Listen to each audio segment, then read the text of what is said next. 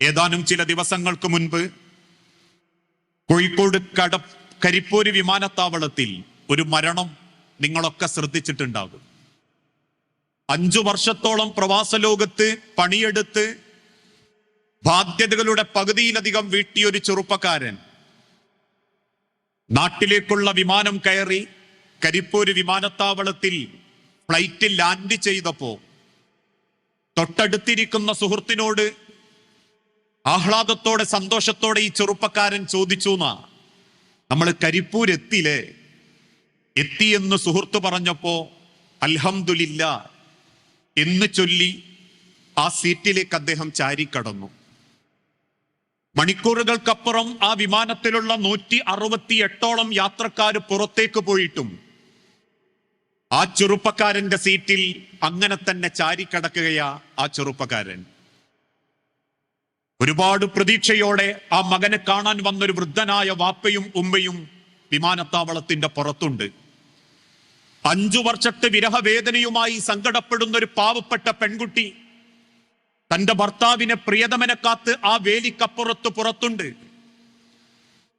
തന്റെ പിതാവിനെ കാണാൻ വേണ്ടി പറക്കമുറ്റാത്ത 7ഉം 9ഉം വയസ്സുള്ള 2 മക്കളും ആ ചെറുപ്പക്കാരനെ കാത്തു നിൽക്കുന്നുണ്ട്. വന്നവരൊക്കെ പെട്ടിയുമായി കുടുംബക്കാരെ കൂടെ സന്തോഷത്തോടെ അവനവന്റെ കാറിൽ കയറി പോകുമ്പോ ആ മാതാവ് കരയാൻ തുടങ്ങി. അവിടെയുള്ള ആളുകളൊക്കെ പെട്ടെന്ന് സമ്മേളിച്ചു. അതല്ലെങ്കിൽ ഡ്രൈവർമാരെല്ലാം ഒരുമിച്ചുകൂടി ആ എയർപോർട്ട് അധികാരികളുമായി സംസാരിച്ചപ്പോ കിട്ടിയ വാർത്ത, എത്രയും പെട്ടെന്ന് ഈ കുടുംബത്തെയും കൂട്ടി കൊണ്ടോട്ടി താലൂക്ക് ആശുപത്രിയിലെത്തണം. കൊണ്ടോട്ടി താലൂക്ക് ആശുപത്രിയുടെ ഐസുവിന്റെ മുൻപിലേക്ക് ഓടിക്കതച്ച് ചെന്ന ഈ കുടുംബത്തിന്റെ മുൻപിലേക്ക് വെള്ളത്തുണിയിൽ പൊതിഞ്ഞ സ്ട്രെച്ചറിൽ ഒരു മയ്യത്ത് കാണിച്ചു കൊടുത്തിട്ട് ആശുപത്രിക്കാര് ചോദിച്ചു, എയർപോർട്ടുകാര് ചോദിച്ചു, ഇതാണോ നിങ്ങളുടെ മകൻ? വിറങ്ങലിച്ച് കിടക്കുന്ന മകന്റെ മയ്യത്ത് കെട്ടിപ്പിടിച്ചിട്ട് ആ വാപ്പ ചോദിച്ച ചോദ്യം ഇന്നും ഡ്രൈവർമാര് കണ്ണുനീരോടെ പറയുന്നുണ്ട്.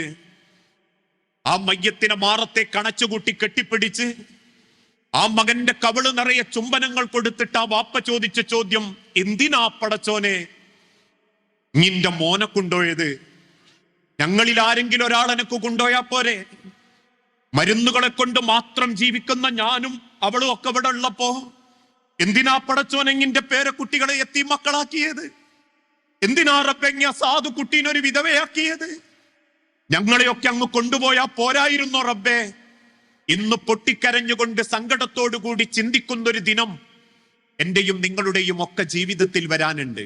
അതുകൊണ്ടാ മുൻകാലഘട്ടത്തിലുള്ള തഴവ കുഞ്ഞു മുഹമ്മദ് മുസ്ലിയാർ പാടിയതും വലത്തുക ഉമ്മുക യബ്ന ആദമ ബാക്കിയ വന്നാസു ഹൗലക യൽഹഖൂന സുറൂറാ ഫഅമൽ ബിനഫ്സിക ഇദാ തകുൻ ബകാ ഫി യൗമി മൗതിക ലാഹികൻ മസ്റൂറാ വലത്തുക ഉമ്മുക യബ്ന ആദമ ബാക്കിയ. ആദമിന്റെ മക്കളെ, നിങ്ങൾ ഓരോരുത്തരും കരയുന്നവനായിട്ടാണ് ജനിക്കപ്പെട്ടിട്ടുള്ളത്. ജനിച്ച കുട്ടി കരഞ്ഞിട്ടില്ലെങ്കിൽ ആശുപത്രി പെട്ടെന്ന് മൂകമാകും. ജനിച്ച കുട്ടി കരഞ്ഞിട്ടില്ലെങ്കിൽ ഡോക്ടർമാര് വെപ്രാളപ്പെടും, കുടുംബക്കാര് കരയും. ആ കരയുന്നവനായിക്കൊണ്ട് നീ ജനിച്ചപ്പോ വന്നാസു ഹൗലക യൽഹഖൂന സുറൂറാ, അന്ന് നിന്റെ ചുറ്റുഭാഗത്തും കൂടി നിൽക്കുന്ന ആളുകളൊക്കെ ചിരിച്ചതാ. നിന്റെ കരച്ചില് കണ്ടിട്ട് ഒരു കൂട്ടര് ചിരിച്ചിട്ടുണ്ടെങ്കിൽ നീ ജനിച്ച അന്ന് നിന്റെ കരച്ചില് കണ്ട് ആശ്വാസത്തോടെ പുഞ്ചിരിച്ചവരാ നിന്റെ കുടുംബക്കാരെല്ലാവരും. എങ്കിൽ ഫഅമൽ ബിനഫ്സിക ഇദാ തകുൻ ബകാ ഫി യൗമി മൗതിക ലാഹികൻ മസ്റൂറാ. നിനക്ക് ചലിക്കാനാവാത്ത ഒരു ദിനം വരാനുണ്ട്. ലോകത്തിന്റെ സർവ്വ അധികാരങ്ങളും നഷ്ടപ്പെട്ട് ഒരു ഉടമസ്ഥാവകാശവും ഇല്ലാതെ 3 വെള്ളത്തുണിയിലോ 5 വെള്ളത്തുണിയിലോ നിശബ്ദനായി കിടക്കുന്ന ഒരു ദിനം നിന്റെ ജീവിതത്തിൽ വരാനുണ്ട്. അന്ന് നിന്റെ ചുറ്റുഭാഗത്തും കൂടി നിൽക്കുന്ന ആളുകൾ നിന്റെ ജീവിതത്തിന്റെ ഓരോ സെക്കൻഡുകൾ ഓർത്ത് പൊട്ടിക്കരയുമ്പോ, സങ്കടം കൊണ്ട് വീർപ്പുമുട്ടിക്കരയുമ്പോ, അവർക്ക് നടുവിൽ നിശബ്ദനായി കിടക്കുന്ന നിനക്ക് നിന്റെ പുഞ്ചിരിയോട് നിന്റെ റബ്ബിനെ കണ്ടുമുട്ടണമെങ്കിൽ ഫഅ്മൽ ബിനഫ്സിക, അള്ളാഹു നിനക്ക് തന്ന ആയുസ് കൊണ്ട് നിന്റെ ജീവിതത്തിലെ മരണം നീ ഏറ്റവും ഭംഗിയാക്കാൻ സാധിക്കണം. ആ മരണം എന്റെയും നിങ്ങളുടെയും ജീവിതത്തിലേക്ക് ഏത് നിമിഷവും കടന്നു വരും. നമ്മളെ പണമോ അധികാരമോ സമ്പത്തുകളോ മനസ്സിൽ കൊണ്ടു നടക്കുന്ന സ്വപ്നങ്ങളോ സങ്കല്പങ്ങളോ ഇതൊന്നും നമ്മളെ മരണത്തെ തടയാൻ പര്യാപ്തമല്ല. അങ്ങനെയായിരുന്നെങ്കിൽ സ്വന്തം മകളുടെ കൈപിടിച്ചു കൊടുക്കുന്ന അന്ന് എല്ലാ സന്തോഷത്തോടും കൂടി മകളെയും കൂട്ടി ഓഡിറ്റോറിയത്തിലെത്തിയ വാപ്പ, 11:30 മണിക്ക് നിക്കാഹ് നിശ്ചയിച്ച വാപ്പന്റെ മുൻപിൽ അതേ വാപ്പ 11 മണിക്ക് ഹാർട്ട് അറ്റാക്ക് കൊണ്ട് മരിച്ചു വീണിട്ടുണ്ടെങ്കിൽ മിൻഹാ ഖലഖനാകും വഫീഹാ നുഈദുകും വമിൻഹാ നുഖ്രിജുകും താറത്തൻ ഉഖ്റ, ഏത് സെക്കൻഡും ആ മരണം എന്റെയും നിങ്ങളുടെയും ജീവിതത്തിലേക്ക് കടന്നു വരും. ചിന്തിച്ചു നോക്കിയിട്ടുണ്ടോ നമ്മളെ മരണത്തെ പറ്റി? ഈ കാണുന്ന തിരക്കും വെപ്രാളവും ഇതൊന്നുമില്ലാതെ നമ്മൾ നീണ്ടു നവർന്ന് കിടക്കും. വീട്ടിന്റെ സിറ്റ് ഔട്ടിലോ വീട്ടിന്റെ ഡൈനിങ് ഹാളിലോ. വാർത്തയറിഞ്ഞ മമ്പാട്ടെയും ഇടവണ്ണത്തെയും കുടുംബക്കാരിൽപ്പെട്ട പലരും വാട്സപ്പുകളിലൂടെ കേട്ട വാർത്തകളുടെ അടിസ്ഥാനത്തിൽ നമ്മളെ വീട്ടിലേക്ക് കയറി വരും. നമ്മളോട് പിടങ്ങിയവരുണ്ട്, നമ്മളോട് മുഖത്തേക്ക് മുഖം നോക്കാത്തവരുണ്ട്, മനസ്സിൽ വീറും വാശിയും പകയും കൊണ്ടു നടക്കുന്നവരുണ്ട്. എല്ലാവരും നമ്മളെ വീട്ടിലേക്ക് കയറി വരും, നമ്മളെ മുഖമൊന്ന് കാണും, മാറിയിരുന്ന് സങ്കടം പറയും. പിന്നീട് കുടുംബത്തിൽപ്പെട്ട ആളുകൾ വരും, മറക്കുള്ളിലേക്ക് കൊണ്ടുപോകും. അന്ന് വരെ ഒരുറ്റക്ക് കുളിച്ച നമ്മളെ അവര് കൂട്ടം കൂടി കുളിപ്പിക്കും. അവസാനം ഒരു പുതുമണവാളനെ പോലെ മണവാട്ടിയെ പോലെ വെള്ളപ്പുണിയിൽ പൊതിഞ്ഞ് പള്ളിയുടെ ഒന്നാമത്തെ സെഫിൽ കൊണ്ടുവച്ച് മക്കളാൽ ഒരു മയ്യത്ത് നമസ്കാരം നിർവഹിച്ച് വീണ്ടും കുയിക്കപ്പെട്ട 6 അടി മണ്ണിലെ പള്ളിക്കാട്ടിലെ കള്ളിച്ചെടിക്കരിയിലുള്ള 6 അടി മണ്ണിന്റെ അരികിലേക്ക് എത്തും. ആ മണ്ണിലേക്ക് ഇറക്കി കിടത്തി 3 പിടി മണ്ണ് വാരിയിട്ട് കബറിന്റെ മേലെയുള്ള സ്ലാബിൽ നിന്ന് ഒരു തരി മണ്ണ് പോലും ആ മയ്യത്തിന്റെ ശരീരത്തിലേക്ക് വീഴില്ലെന്ന് ഉറപ്പുവരുത്തി 4 ഭാഗത്തും കൂടി നിൽക്കുന്ന കുടുംബക്കാരും ബന്ധുക്കളും 2 കൈകൾ ഉപയോഗിച്ച് 3 പിടി മണ്ണ് നമ്മളെ കബറിമ്പലേക്ക് വാരിയിടുമ്പോ ഒരു ഭാഗത്തുനിന്ന് ഒരാൾ ചൊല്ലിത്തുടങ്ങിയിട്ടുണ്ടാകും, അല്ലാഹുമ്മ സബ്ബിതുഹു ഇൻദ സുആൽ, അല്ലാഹുമ്മ അൽഹിംഹുൽ ജവാബ്, അല്ലാഹുമ്മ ജാഫിൽ ഖബ്റ അൻ ജംബൈ, അല്ലാഹുമ്മ ഇഗ്ഫിർ ലഹു വർഹംഹു, അല്ലാഹുമ്മ ആമിൻഹു മിൻ കുല്ലി ഫസ.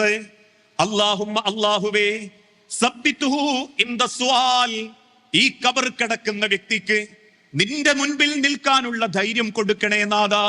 അല്ലാഹുമ്മ അൽഹിംഹുൽ ജവാബ്, നീ ചോദിക്കുന്ന ചോദ്യത്തിന് കൃത്യമായൊരു ഉത്തരം കൊടുക്കാൻ ഈ ഖബർ കിടക്കുന്ന വ്യക്തിക്ക് ഇങ്ങ് കഴിവ് കൊടുക്കണേ നാഥാ.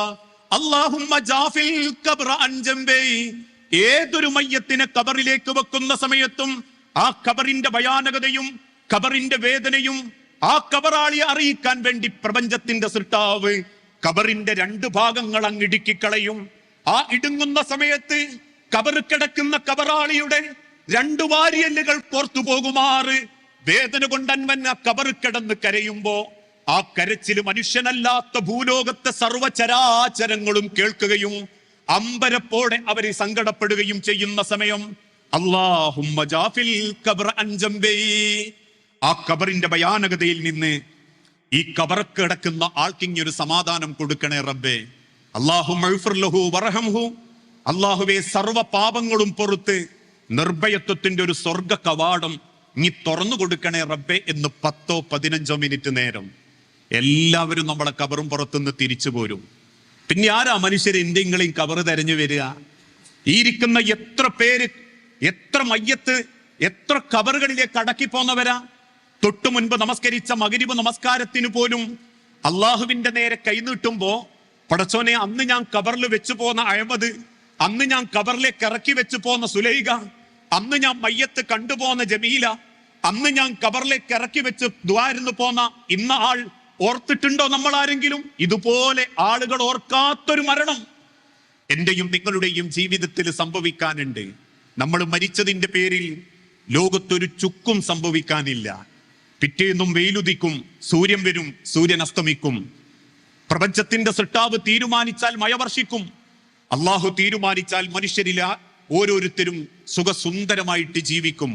ആ തിരിച്ചുള്ള യാത്രക്ക് മുൻപ് എന്റെയും നിങ്ങളുടെയും ജീവിതത്തിൽ നമ്മളെ ഖബറിന്റെ മനോഹരമായ ഒരു ലോകത്തേക്ക് വേണ്ടി എന്താണ് നമ്മൾ സമ്പാദിച്ചതെന്നും എന്തൊക്കെ നമുക്ക് സമ്പാദിക്കാൻ സാധിച്ചിട്ടുണ്ടെന്നും ചിന്തിക്കുന്നിടത്താണ് നമ്മളെ ജീവിതത്തിന്റെ ലക്ഷ്യവും അർത്ഥവും നമുക്ക് കണ്ടെത്താൻ സാധിക്കുക.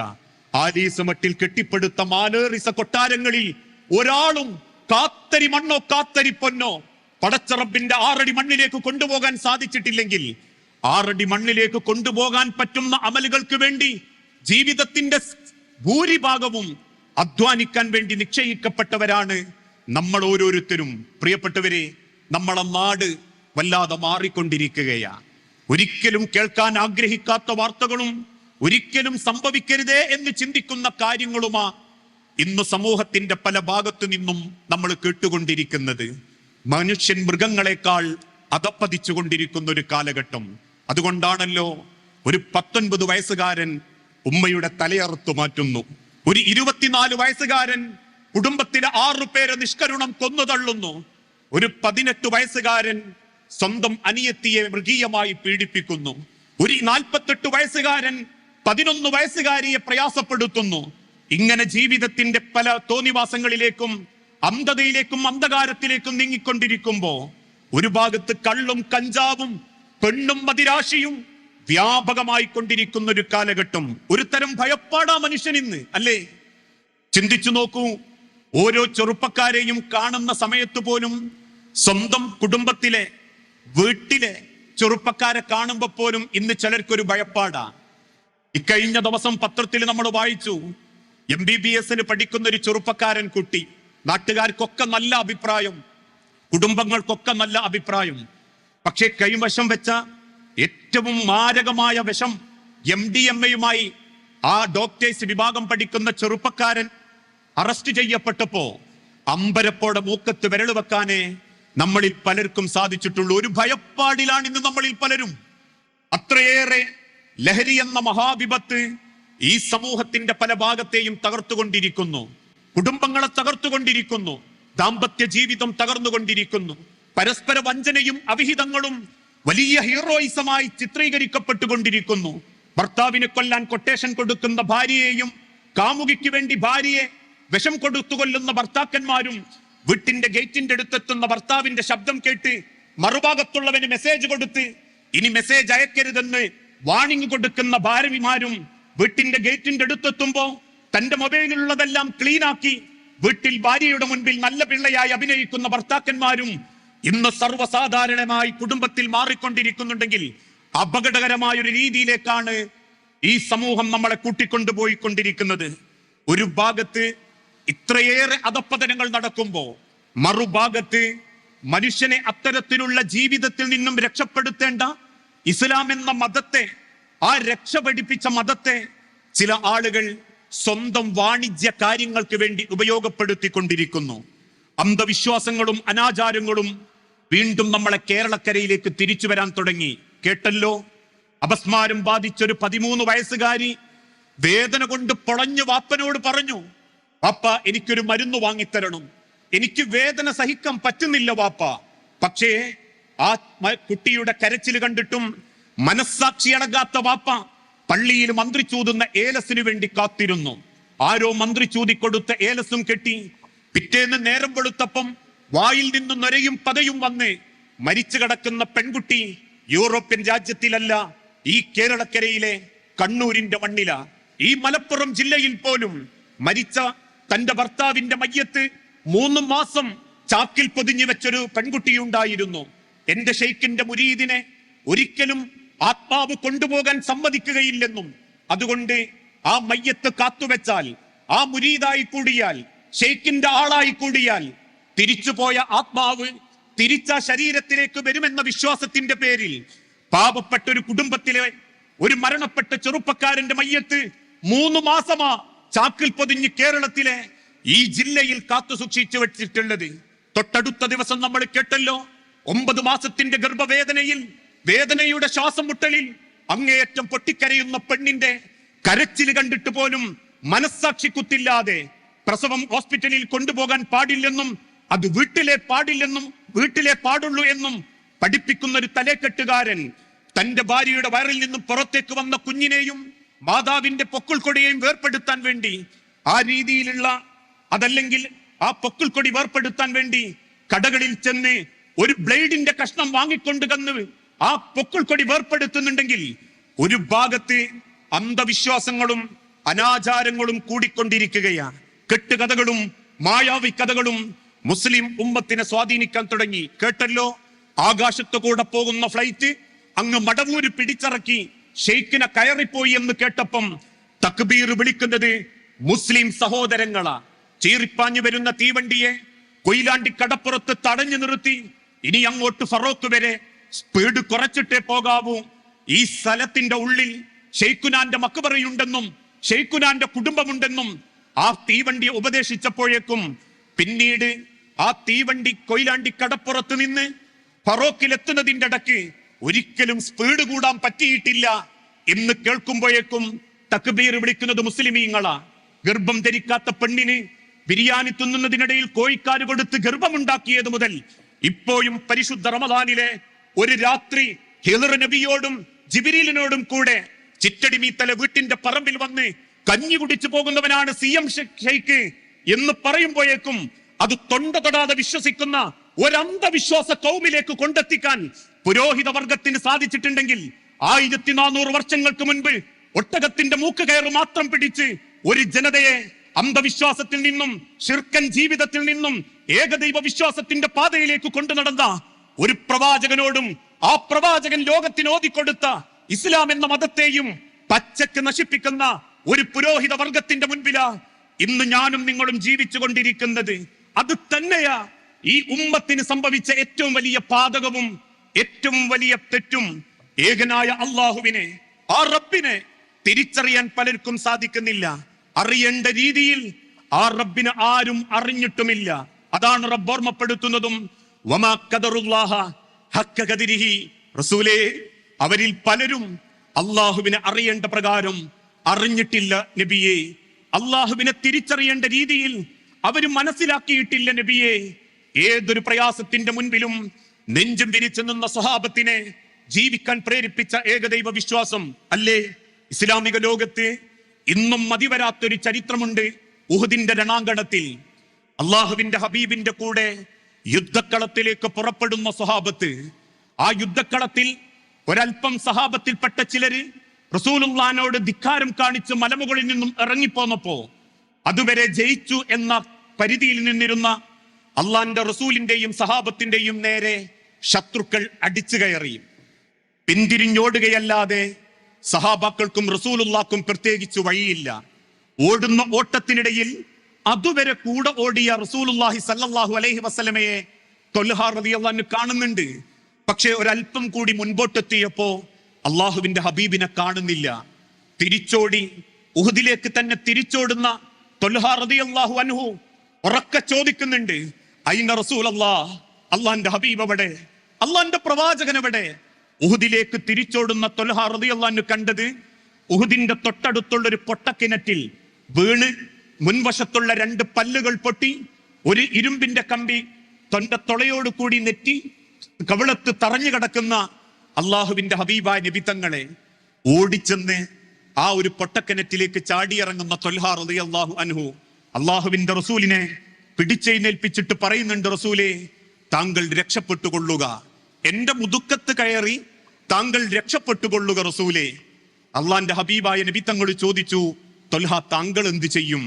പുഞ്ചിരിയോടെ ത്വൽഹ റളിയല്ലാഹു അൻഹുവിന്റെ മറുപടി, അവർക്ക് എന്നെയല്ല റസൂലേ വേണ്ടത്, താങ്കളെയാ റസൂലേ അവർക്ക് വേണ്ടത്. മക്കയിലുണ്ടായിരുന്ന ജാറങ്ങളും മക്ബറകളിലേക്കും പോകരുതെന്ന് പറഞ്ഞതിന്റെ പേരിൽ താങ്കൾക്കെതിരാണ് അവർ. അതുകൊണ്ട് തന്നെ റസൂലേ, താങ്കൾ എങ്ങനെയെങ്കിലും രക്ഷപ്പെടണം. അള്ളാഹുവിന്റെ ഹബീബ നബി തങ്ങള് ത്വൽഹ റളിയല്ലാഹു അൻഹുവിന്റെ മുതുക്കത്ത് ചവിട്ടി മുകളിലേക്ക് കയറി. റസൂലുള്ളാഹിനെ കണ്ട ഉടനെ 4 ഭാഗത്തും ശത്രുക്കൾ വളഞ്ഞു. 4 ഭാഗത്തും ഓരോരുത്തരും ഊരിപ്പിടിച്ച വാളുമായി നിൽക്കാൻ തുടങ്ങി. അതുവരെ അൽ അമീൻ എന്ന് വിളിച്ചിരുന്ന നാട്ടിൽ ഇഷ്ടപ്പെട്ട ഒരു മനുഷ്യനെ എങ്ങനെയാണ് ആ മർദ്ദിക്കുക, വെട്ടിത്തുടങ്ങുക എന്ന ആശങ്കയിൽ ചുറ്റും കൂടി നിൽക്കുന്ന ശത്രുക്കൾ നിൽക്കുമ്പോ ആ പൊട്ടക്കിണറ്റിൽ നിന്നും ത്വൽഹ റളിയല്ലാഹു അൻഹു മുകളിലേക്ക് വലിഞ്ഞു കയറി ഓടിച്ചെന്ന് റസൂലുള്ളാഹിനെ പൊതിഞ്ഞങ്ങ് കെട്ടിപ്പിടിച്ചു. അതേ സെക്കൻഡിൽ ശത്രുക്കൾ വെട്ടാൻ തുടങ്ങി. കറങ്ങിത്തിരിഞ്ഞ് ചുറ്റിത്തിരിഞ്ഞ് ശത്രുക്കൾ വെട്ടുന്ന ഓരോ വെട്ടുകളും സ്വന്തം മുതുകുകൊണ്ട് തടുത്ത് അള്ളാന്റെ ഹബീബിന്റെ മേനിയിൽ ഒരൊറ്റ വെട്ടിന്റെ അടയാളം പോലും തൊടിക്കാതെ ത്വൽഹ റളിയല്ലാഹു അൻഹു സംരക്ഷിക്കാൻ തുടങ്ങി. അവസാനം വേദന കൊണ്ട് പൊളഞ്ഞ് ശരീരത്തിൽ മാരകമായ മുറിവുകൾ പറ്റിയിട്ടും അള്ളാന്റെ ഹബീബിനെ കാണിച്ചു കൊടുക്കാതിരുന്നപ്പോ ശത്രുക്കൾ നിരാശരായി തിരിഞ്ഞു നടന്നു.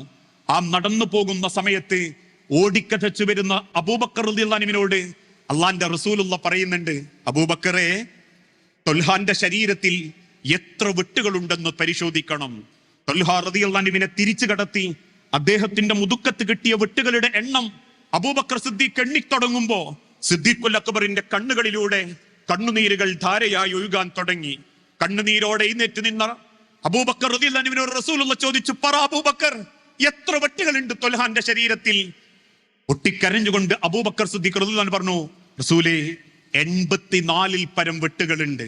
അതിൽ 14 വെട്ടുകൾ പിൻഭാഗത്തു നിന്നും മുൻഭാഗത്തേക്ക് എത്തിയിട്ടുണ്ട് റസൂലേ. വേദന കൊണ്ട് പൊളയുന്ന ത്വൽഹാനെ കൂട്ടിപ്പിടിച്ച് അള്ളാന്റെ റസൂല് ചോദിച്ചു, ത്വൽഹ, താങ്കൾക്ക് വേദനിച്ചിട്ടില്ലേ? ആ വെട്ടുകൾ ഏൽക്കുമ്പോ താങ്കൾക്ക് എന്തേ അനുഭവപ്പെട്ടത്? അള്ളാന്റെ ഹബീബിന്റെ മുഖത്ത് നോക്കി ത്വൽഹ റളിയല്ലാഹു അൻഹു പറഞ്ഞു, റസൂലേ, ഓരോ വെട്ടുകൾ എന്റെ ശരീരത്തിൽ ഏൽക്കുമ്പോ എനിക്ക് മാറണം എന്ന് തോന്നിയിരുന്നു പ്രവാചകരെ. പക്ഷെ ഞാനെങ്ങാനും മാറിയാൽ ആ ഓരോ വെട്ടുകളും ഹബീബായ അങ്ങയുടെ ശരീരത്തിലാണ് ഏൽക്കുക എന്ന് ചിന്തിച്ചപ്പോ എനിക്കത് മാറാൻ തോന്നിയിട്ടില്ല റസൂലേ. അള്ളാന്റെ റസൂലിന്റെ ശരീരത്തിൽ നിന്ന് ബോധം കെട്ടി വീഴാൻ ഒരുങ്ങുന്ന ത്വൽഹ റളിയല്ലാഹു അൻഹു അവസാനം പറഞ്ഞ വാക്കിങ്ങനെയാ, എന്റെ അടയാളങ്ങൾ എന്റെ സ്വർഗത്തിനുള്ള അടയാളമാണ് പ്രവാചക. നിങ്ങളെല്ലാവരും സ്വർഗത്തിൽ പ്രവേശിക്കുമ്പോ ഈ അടയാളങ്ങൾ കാണിച്ച് ഞാൻ എന്റെ റബ്ബിന്റെ സ്വർഗം വാങ്ങും എന്ന് പറഞ്ഞ് ബോധം കെട്ടു വീണ ഒരു സഹാബത്തിന്റെ പിന്തുടർച്ചക്കാരാണ് നമ്മളെങ്കിൽ ഏതേത് ഘട്ടത്തിലും ഏതേത് സങ്കടത്തിലും ഒരൊറ്റ ലക്ഷ്യം മാത്രമേ ഒരു വിശ്വാസിക്കുണ്ടാവാൻ പാടുള്ളൂ.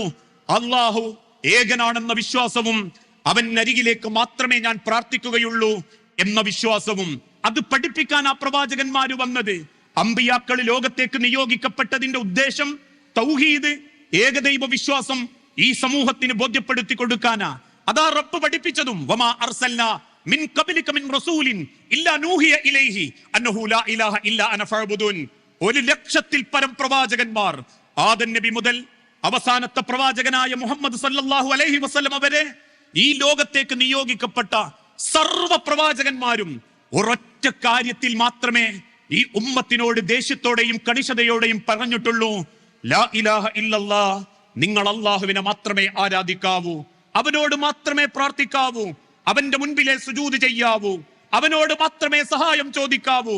മറ്റൊന്നിന്റെ നേരെയും നിങ്ങളെ കൈ നീളാൻ പാടില്ല, മറ്റൊരാൾക്ക് നേരെയും നിങ്ങൾ സഹായം ചോദിക്കാൻ പാടില്ല. കാരണം അത് നിങ്ങളുടെ ജീവിതത്തിലെ ഏറ്റവും വലിയ പാതകമായ ശിർക്കിലേക്ക് കൊണ്ടെത്തിക്കും. ആ ശിർക്ക് ചെയ്തിട്ടാണ് നിങ്ങൾ മരിക്കുന്നതെങ്കിൽ അള്ളാഹുവിന്റെ ഹബീബിനോട് പോലും അള്ളാഹുവിന്റെ കൽപ്പന വന്നിട്ടുണ്ട്, നബിയെ, താങ്കളാണ് ശിർക്ക് ചെയ്യുന്നതെങ്കിൽ പോലും നിങ്ങളെ അമലുകൾ ബാത്തിലായി പോകും. പ്രിയപ്പെട്ട സഹോദരങ്ങളെ, നമ്മളെ വിശ്വാസത്തെ അബദ്ധത്തിലേക്ക് കൊണ്ടെത്തിക്കാൻ വേണ്ടി ഒരു കൂട്ടം ആളുകൾ പണിയെടുത്തുകൊണ്ടിരിക്കുകയാ. ജാറങ്ങളിലേക്ക്, മക്ബറകളിലേക്ക്, ദർഗകളിലേക്ക് തീർത്ഥയാത്രകൾ സംഘടിപ്പിച്ച് ജാറം മൂടിക്കൊണ്ട് പ്രാർത്ഥിക്കുന്നവര്, ഇന്റെ മമ്പർത്ത് തങ്ങളെ, ഇന്റെ മുഹയ്യിദ്ദീൻ ശൈഖേ, ഇന്റെ CM മക്കാമിലെ തങ്ങളെ എന്ന് വിളിപ്പിക്കുന്നതിലേക്ക് ഈ ഉമ്മത്തിനെ കൊണ്ടുപോകാൻ ചില പുരോഹിതന്മാർക്ക് സാധിച്ചിട്ടുണ്ട്. ഇത് കേവലം കക്ഷിത്വത്തിന്റെ വർത്തമാനമല്ല. ഈ മമ്പാട്ട റോഡ് സൈഡിൽ ഒരു അപകടം പറ്റി കിടക്കുന്നവന്റെ ചോരയുടെ നിറം ചുവപ്പാണെങ്കിൽ അവന്റെ നിറമോ അവന്റെ ജാതിയോ അവന്റെ കുലമോ നമ്മൾ പരിഗണിക്കുന്നില്ലെങ്കിൽ അതേ മനസ്സേ ഈ വിഷയത്തിലുള്ളൂ.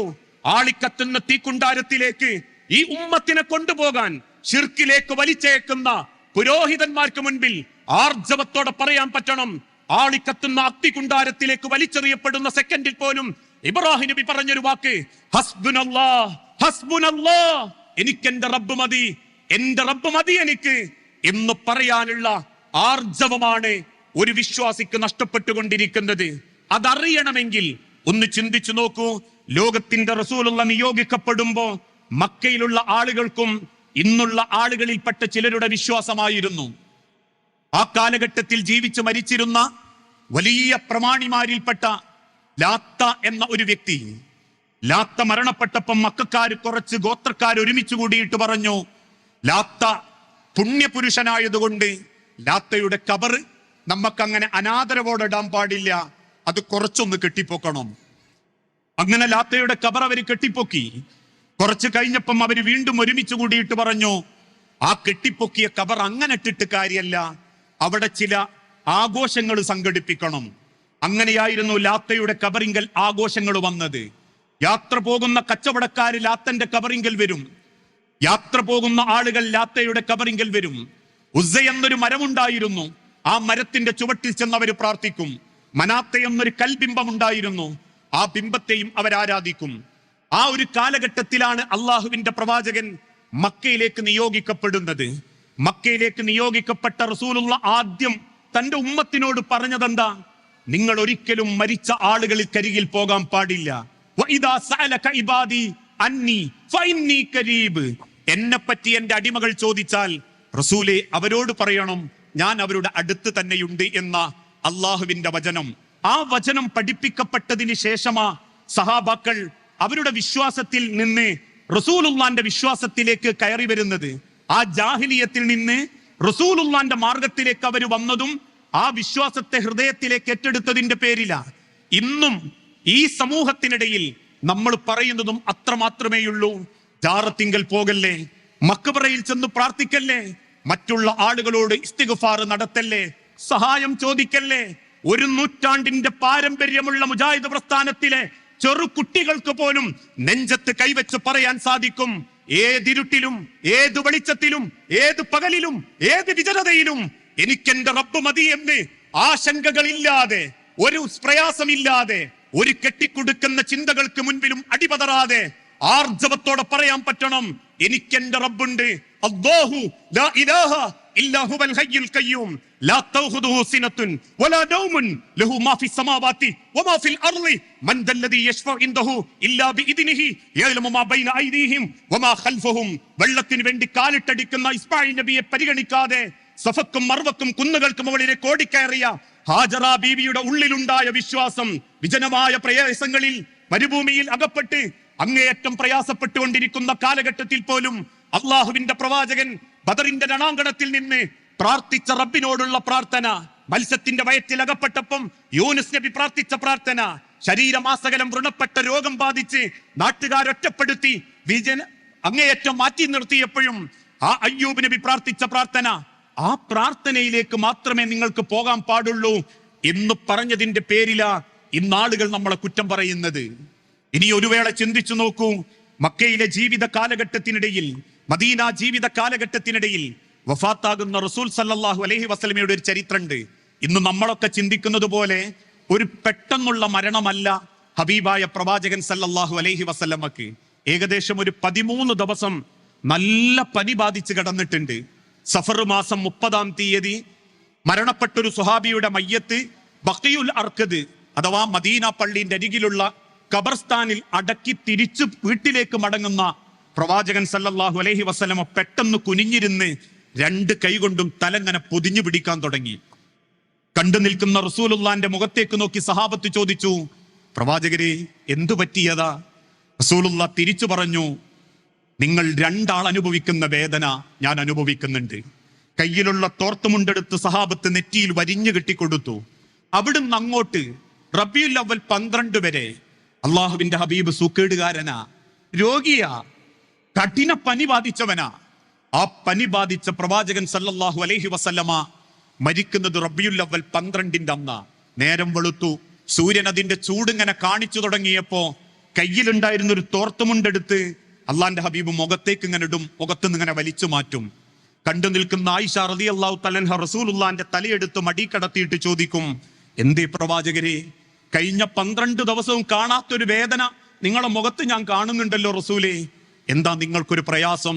പുഞ്ചിരിയോടെ റസൂലുള്ള തിരിച്ചു പറഞ്ഞു, ആയിഷ, അന്ന് ഖൈബറിലെ ജൂതപ്പെണ്ണ് തന്ന വിഷമാംസത്തിന്റെ വേദന അത് ഞാൻ അനുഭവിച്ചു തുടങ്ങിയിട്ടുണ്ട് ആയിഷ. അന്ന് മരിക്കേണ്ട മരണം ഇന്ന് എന്നെ തേടി വന്നിട്ടുണ്ട് ആയിഷ. മരണം എന്നെ തേടി പുറപ്പെട്ടിട്ടുണ്ട് ആയിഷ. മരണം റസൂലുള്ളാനെ തേടി വരുന്നുണ്ട് എന്നറിഞ്ഞപ്പോ സഹാബത്ത് വീട്ടിന്റെ ചുറ്റുഭാഗവും കൂടി.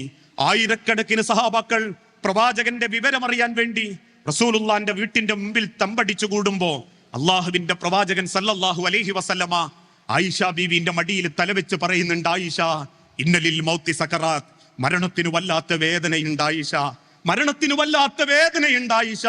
അല്ലാഹുമ്മ അഇന്നി, അല്ലാഹുമ്മ അഇന്നി, എനിക്ക് ആ വേദനയൊന്ന് കുറച്ചു താ റബ്ബേ എന്ന് സങ്കടം കൊണ്ട് കരയുന്ന റസൂലുള്ളാനെ വീണ്ടും ആയിഷ ബീവി മടിയിൽ കിടത്തി ആശ്വസിപ്പിക്കാൻ തുടങ്ങി. ആ സമയത്ത് റസൂലുള്ള ബോധം കെട്ടു. അല്പം വെള്ളമെടുത്ത് റസൂലുള്ളാന്റെ മുഖത്ത് തളിച്ചപ്പോ ഹബീബായ നബി തങ്ങളുടെ നാവുകൾ മന്ത്രിക്കാൻ തുടങ്ങി. ആ മന്ത്രിച്ച കൂട്ടത്തിൽ ഒരു വാക്കിങ്ങനെയായിരുന്നു, ലഅനത്തുല്ലാഹി അലൽ യഹൂദി വന്നസാറ, ജൂത ക്രൈസ്തവന്മാരെ അള്ളാഹു ശപിച്ചിരിക്കുന്നു, അള്ളാന്റെ ശാപം കിട്ടിയിരിക്കുന്നു ജൂതന്മാർക്കും ക്രൈസ്തവന്മാർക്കും. എന്തേ ശാപം കിട്ടാനുള്ള കാരണം? അത് വ്യഭിചരിച്ചതല്ല, അവർ കള്ളത്തരം കാണിച്ചതല്ല, അളവിലും തൂക്കത്തിലും കൃത്രിമം കാണിച്ചതല്ല, ആരാന്റെ പറമ്പും മോഷ്ടിച്ചെടുത്തതല്ല. അവര് ചെയ്ത ഒരൊറ്റ കുറ്റം, ഇത്തഖദൂ ഖുബൂറ അംബിയാഇഹിം മസാജിദാ, അവരുടെ അമ്പിയാക്കൾ മരിക്കുമ്പോ, അവരുടെ ഉമ്മത്തിൽപ്പെട്ട ശ്രേഷ്ഠന്മാര് മരണപ്പെടുമ്പോ ആ മരിച്ചവരുടെ കബറുകൾ കെട്ടിപ്പൊക്കി ആ കബറിൽ കുമ്മായമിട്ട് ആ കബറിന്റെ അടുത്ത് സുജൂദ് ചെയ്യുകയും ആ കബറിന്റെ അടുത്ത് പ്രാർത്ഥിക്കുകയും ആ കബറാളികൾക്ക് റബ്ബിന് കൊടുക്കേണ്ടത് കൊടുക്കുകയും ചെയ്ത ആ ജൂത ക്രൈസ്തവന്മാരെ അള്ളാഹു ശപിച്ചിരിക്കുന്നു, അള്ളാഹു ശപിച്ചിരിക്കുന്നു. ആ ശാപമാണ് അവർക്ക് കിട്ടിയത് എന്ന് ആവർത്തിച്ച് റസൂലുള്ള പഠിച്ചിട്ടുണ്ട് എങ്കിൽ, പഠിപ്പിച്ചിട്ടുണ്ട് എങ്കിൽ, ആ പ്രവാചകനെ സ്നേഹിക്കുന്ന ഒരു മുസൽമാന് എങ്ങനെയാ അജ്മീര് പോകാൻ പറ്റുക? എങ്ങനെയാ നാഗൂര് പോകാൻ പറ്റുക? എങ്ങനെയാ മുത്തുപേട്ടക്ക് പോകാൻ പറ്റുക? എങ്ങനെയാ സിയം മക്കാമുക്ക് പോകാൻ പറ്റുക? എങ്ങനെയാ മമ്പറത്തേക്ക് പോകാൻ പറ്റുക? എങ്ങനെയാ മനുഷ്യരെ കേരളത്തിന്റെ മുക്കുമൂലകളിലുള്ള ഖബർ സിയാറത്ത് പറമ്പുകളിലേക്ക് എങ്ങനെയാ ഒരു മുസ്ലിമിന് പോകാൻ പറ്റുക? അവിടെയും തീർന്നിട്ടില്ല.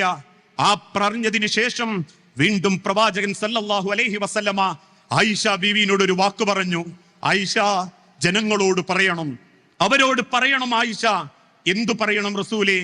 ലാ തജ്അൽ കബരി വസനൈ ഉബദ്, മരിച്ചത് മുഹമ്മദ് ആണെങ്കിൽ പോലും, മരിച്ചത് പ്രവാചകനായ മുഹമ്മദ് ആണെങ്കിൽ പോലും, ലാ തജ്അൽ കബരി, എന്റെ കബറിനെ ഒരിക്കലും ആഘോഷ സ്ഥലമാക്കി മാറ്റരുതെന്നും ആ കബറിനെ ഒരിക്കലും ഇസ്തിഗ്ഫാറിന്റെ പ്രാർത്ഥനയുടെ സ്ഥലമാക്കരുതെന്നും എന്റെ കബറിനെ ആരാധനയുടെ സ്ഥലമാക്കി മാറ്റരുതെന്നും അവരോട് പറയണേ ആയിഷ.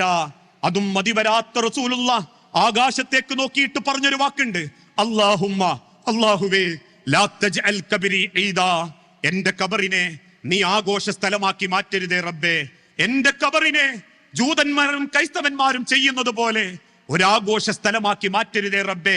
ഇന്നും ലോകത്ത് ഇസ്ലാമിൽ വിശ്വസിക്കുന്ന മുസ്ലിമീങ്ങൾക്കറിയാം, അങ്ങ് മദീനയിൽ കിടക്കുന്ന റൗള ഷരീഫിലെ പ്രവാചകന്റെ കബറിടത്തിൽ ചെന്ന് ഒരാളെങ്ങാനും കൈനീട്ടിയാൽ ആ പോലീസുകാരൻ അവന്റെ കയ്യിലുള്ള ലാത്തി എടുത്തടിക്കും. ഹറാം, ഹറാം, പോയിക്കോ, പോയിക്കോ. ഒരിക്കലും റസൂലുള്ളാഹിനോട് ദുആ ചെയ്യരുത്. സലാം പറയാം, നിനക്ക് മുന്നോട്ട് പോകാം, നിനക്ക് മുന്നോട്ട് പോകാം എന്നേ അവര് പറയുന്നുള്ളൂ. ലോകത്തെ ഏറ്റവും നല്ല ഔലിയാക്കൾ കിടക്കുന്ന ബദറിലേക്ക് ചെന്നു നോക്കൂ. ഒരൊറ്റ ബദരീങ്ങളുടെ കബറ് കെട്ടിപ്പൊക്കാൻ അനുവാദം കൊടുത്തിട്ടില്ല. ഉഹ്ദീങ്ങളുടെ കബറ്, ഖന്ദഖീങ്ങളുടെ ഖൈബറീങ്ങളുടെ കബറ് ചെന്നു നോക്കൂ ഓരോരുത്തരും. എന്തേ അത് കെട്ടിപ്പൊക്കാത്തത്? എന്തേ കേരളത്തിലുള്ള ചില ജാറങ്ങളെ പോലെ പച്ചപ്പട്ട് വിരിച്ച് അവിടെ ഒരു ചന്ദനത്തിരി കത്തിച്ചു വെച്ച് ഏതെങ്കിലും ഒരു മാസത്തിലെ 10 ദിവസം ഉറൂസും മജ്ലിസും നടത്തി ആണും പെണ്ണും കൂടിക്കലർന്ന് മഞ്ഞച്ചോറും വിരിഞ്ചിച്ചോറും തിന്നുന്ന രീതിയിലേക്ക് എന്തേ ഈ ഉമ്മത്തിൽപ്പെട്ട ആളുകൾക്ക് ആ സൗദി അറേബ്യയിൽ കിടക്കുന്ന ഏറ്റവും നല്ല ഔലിയാക്കളുടെ കബറിനെ മാറ്റാൻ സാധിക്കാത്തത്? ഒരൊറ്റ കാരണം മാത്രം, അത് ഇസ്ലാമിലില്ല. അത് ഇസ്ലാമിൽ ഇല്ലാത്തത് കൊണ്ട്.